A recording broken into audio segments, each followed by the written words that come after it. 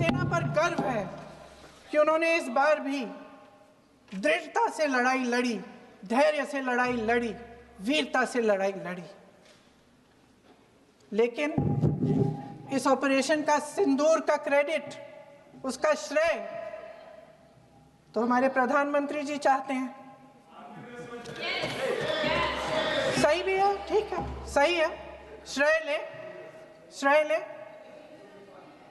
Olympics में हमारा medal आता है, उसका भी श्रेय लेते हैं।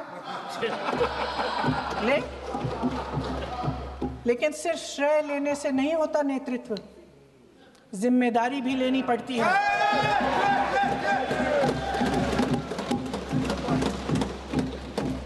देश के इतिहास में ये पहली बार हुआ,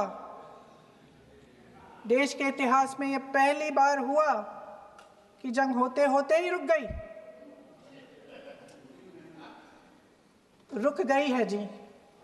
और इस रुकावट का ऐलान हमारी सरकार, हमारी सेना नहीं करती, अमेरिका के प्रेसिडेंट करते हैं, अमेरिका के राष्ट्रपति करते हैं।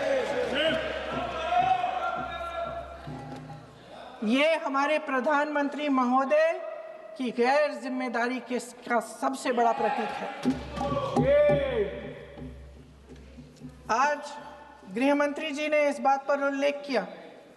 उन्होंने कहा, उनके शब्दों में उन्होंने कहा कि पाकिस्तान के पास शरण में आने के बजाय कोई चारा ही नहीं था। आपने शरण दिया क्यों? वो आते हैं आपके देश के अंदर, लोगों को मार डालते हैं और आप उनको शरण दे रहे हैं। क्यों दिया शरण? इसका जवाब क्यों नहीं दिया है एक भी भाषण में? जैसे ये बात उठी, शरण की बात की, हमारे गृह मंत्री जी ने इतिहास में चले गए। नेहरू ने क्या किया, इंदिरा गांधी ने क्या किया, यहां तक कि मेरी मां के आंसुओं तक चले गए। लेकिन इस सवाल का जवाब नहीं दिया कि ये सीज फायर हुआ क्यों, ये जंग रुका क्यों, और तब क्यों रुका जब दुश्मन के पास कोई चारा नहीं था हमारे श्रेय में आने के बजाय। क्यों रुका ये जंग? इसका जवाब नहीं दिया। धन्यवाद। आप देंगे?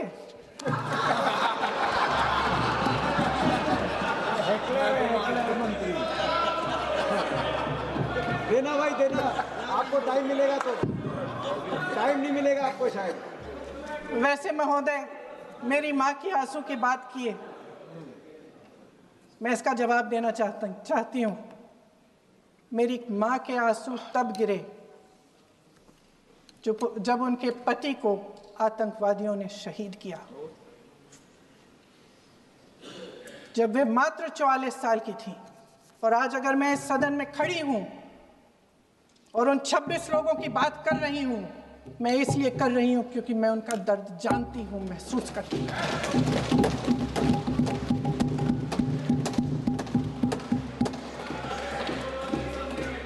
अध्यक्ष महोदय, मैंने कहा कि देश का नेतृत्व सिर्फ उपलब्धियों का श्रेय लेने से मजबूत नहीं होता। सफलता और विफलता दोनों की जिम्मेदारी लेने से बुलंद होता है।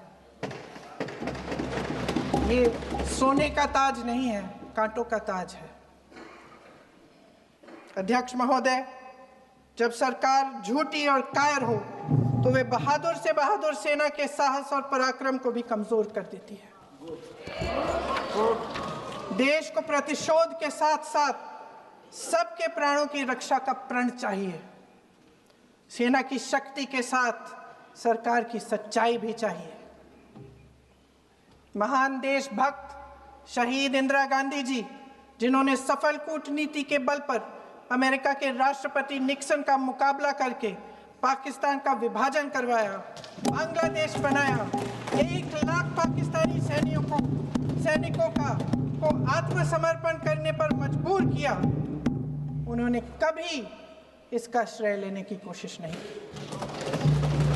ऑपरेशन सिंदूर का मकसद अगर पाकिस्तान को सबक सिखाना था तो शायद ये मकसद अभी अधूरा है, क्योंकि हमारी कूटनीति विफल रही है।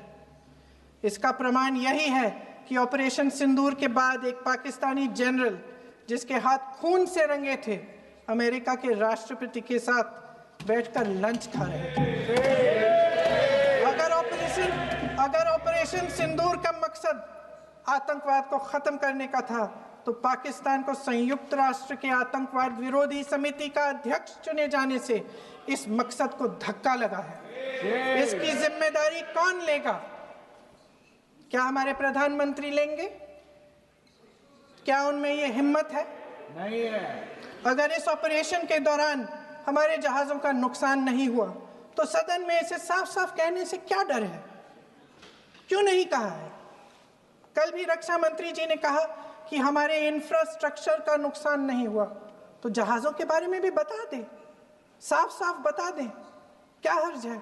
सच्चाई तो है। सवालों से बचने के लिए ये सरकार हमेशा प्रयास करती है। इसकी राजनीतिक कायरता बेमिसाल है। देशवासियों के प्रति जवाबदेही का एहसास ही नहीं है। सच्चाई ये है कि इनके दिल में जनता के लिए कोई जगह नहीं है। सब राजनीति है, सब पीआर है, सब प्रचार है, सब पब्लिसिटी है। देश की जनता के लिए आपके हृदय में कुछ नहीं रहा। बहुत समय हो गया है आप इस प्रचार में ही लिप्त हैं, जनता को देख नहीं पा रहे हैं।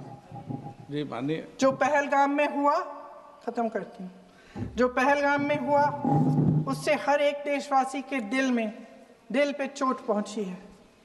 हिमांशी नारवाल की गुहार ने हम सबको शर्मिंदा किया है। इसीलिए मैं आज यहाँ खड़े हुए एक आखिरी बात करना चाहती हूँ।